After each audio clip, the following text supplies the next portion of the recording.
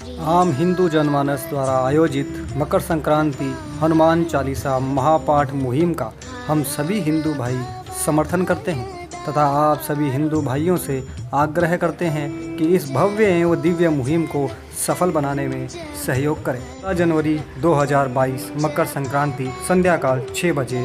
स्थान स्वैच्छिक सपरिवार घर अथवा मंदिर।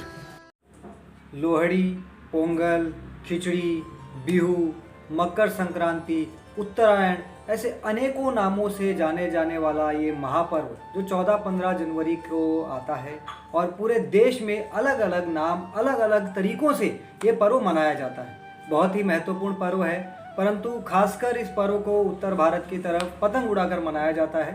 तो आप सभी को इस महापर्व की हार्दिक शुभकामनाएं और प्रशासक समिति के माध्यम से हम आपको सभी से ये कहना चाहेंगे कि अपने सभी सनातन पर्वों को बहुत ही धूमधाम से मनाएं, पूरे हर्षोल्लास के साथ मनाएं, कहीं भी किसी बुद्धिजीवी के झांसे में बिल्कुल ना आएं।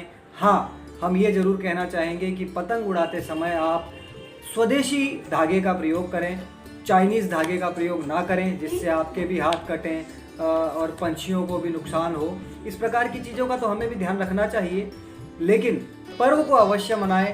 रंगीले पतंगों के साथ इस आसमान को भी ढक दें, एक नया आसमान तैयार करें और खूब खुशियों के साथ धूमधाम के साथ इस पर्व को मनाएं। तिल के लड्डू खाएं, तिल गुड़ घ्या आणि गोड़ गोड़ बोला ऐसा मराठी में कहा जाता है, यानी तिल गुड़ खाइए और मीठे मीठे मधुर वचनों के साथ रहिए, मधुर बोलिए, मधुर व्यवहार कीजिए। तो हमारे सभी त्योहारों का अर्थ हमेशा सदैव दुनिया में खुशियाँ बांटना ही रहता है।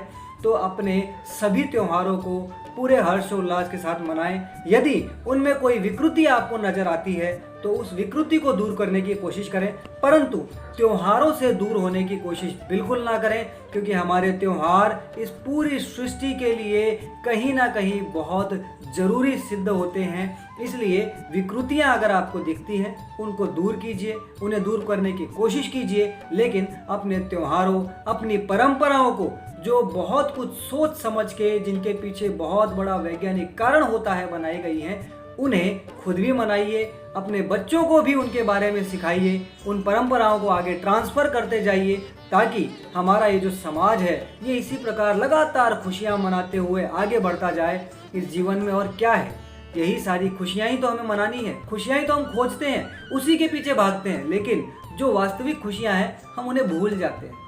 हम भौतिक खुशियों की तरफ चलने लगते हैं, आत्मिक खुशियों को हम भूल जाते हैं। तो त्योहारों को बहुत धूमधाम से हमें मनाना है, जो विकृतियां हैं उनको दूर करना है। चाइनीज़ मांझे का प्रयोग बिल्कुल ना करें, स्वदेशी धागे का प्रयोग करें, स्वदेशी तरीके से ही त्योहारों को मनाएं, वैदिक जो हमारे वैदिक तरीके हैं उनके अनुसार मनाएं। और एक बहुत ही अच्छी चीज़ व्हाट्सएप पर अभी घूम रही है, वो संदेश भी आप तक पहुँचाना चाहेंगे कि दिन भर आप पतंग उड़ाइए और शाम को ठीक 6 बजे, ध्यान रखिएगा समय भी उस मैसेज में दिया हुआ है, वही हम आप तक पहुंचा रहे हैं कि शाम को ठीक 6 बजे सभी अपने अपने छतों पर, अगर गांव में हैं तो अपने घरों के बाहर हनुमान चालीसा का गायन अवश्य करें, ताकि एक आध्यात्मिक, एक दैवीय वातावरण का निर्माण हो। यदि सोचिए हम सभी भारतवासी, यानी खासकर अगर हम हिंदुओं की भी बात करें तो 100 करोड़ हिंदू हैं, अगर इनमें से हम इतनी भी नहीं 10% की भी बात करें, यानी 10 करोड़ हिंदू भी यदि इस देश में एक साथ मिलकर हनुमान चालीसा का गान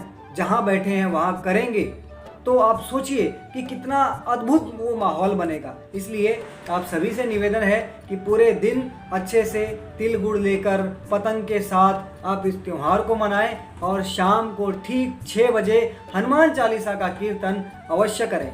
इसी के साथ आप सभी को पुनः एक बार इस महापर्व की, उत्तरायण महापर्व, संक्रांति, खिचड़ी, पोंगल, बिहू, इसकी बहुत बहुत शुभकामनाएं।